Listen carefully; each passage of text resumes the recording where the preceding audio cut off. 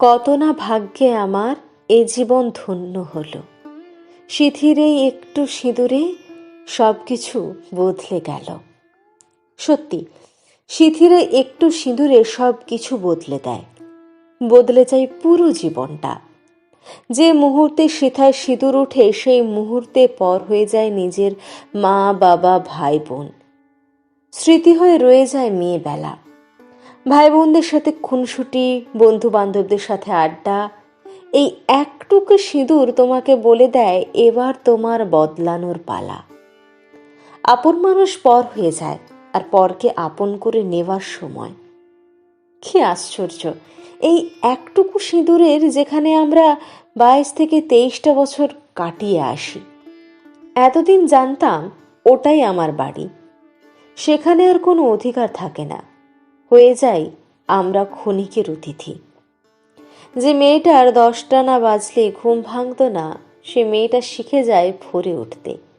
যে মেয়েটা মুখের সামনে খাবার না আনলে খেত না বা খাইয়ে দিতে হতো, সেই মেয়েটা শিখে যায় শ্বশুরবাড়ির প্রতিটি সদস্যের মুখের সামনে খাবার তুলে দিতে। না কেউ শিখিয়ে দেয় না বা কেউ বলেও দেয় না, এই একটুকু সিঁদুর সব কিছুর শিক্ষা দেয়।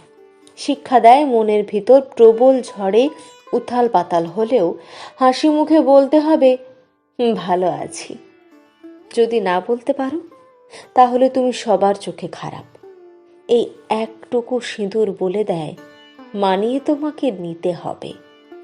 তোমাকে কেউ মানিয়ে নেবে না, মানিয়ে নেওয়াটা তোমার কর্তব্য। সংসারে কাজ করতে করতে যদি তুমি খাবার সময় না পাও, দুটি খেয়ে নাও, পরে কাজ করবে।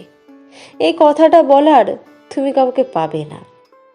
তুমি যদি অসুস্থ হও তাহলেও তোমার রেহাই নেই, সংসারে কাজ তোমাকেই করতে হবে, কারণ তোমার সিঁথির সিঁদুর এটাই তোমাকে শিক্ষা দেয়। তুমি যদি আশা করো তারা তোমার যত্ন করবে, খেয়াল রাখবে, এটা তোমার ভুল। কারণ এই একটুকু সিঁদুর যখন নিজের জন্মদাতা পিতা বা মাতাকে পর করে দেয়, সেখানে অন্য কারো কাছ থেকে আশা করাটা অন্যায়।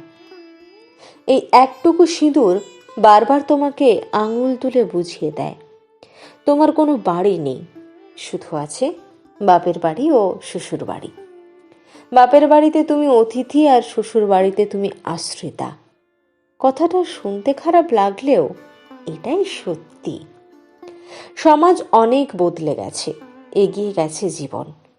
বেশিরভাগ মেয়ে এখন কর্মরত।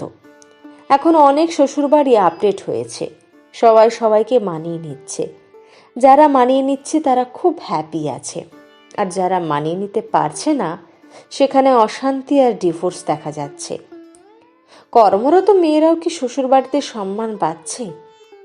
কিছু মেয়ে হয়তো পাচ্ছে, আবার কিছু মেয়ে সংসারে কাজ করে নিজের চাকুরি সামলে শ্বশুরবাড়ি করেও নিজের প্রাপ্য সম্মানটুকু পায় না। শুধু এক আশায় বেঁচে থাকতে হয়, একদিন সবকিছু ঠিক হয়ে যাবে। একটুকু সিঁদুর সত্যি জীবনটাকে অনেকটাই বদলে দেয়। কলমে তনুশ্রী পাল।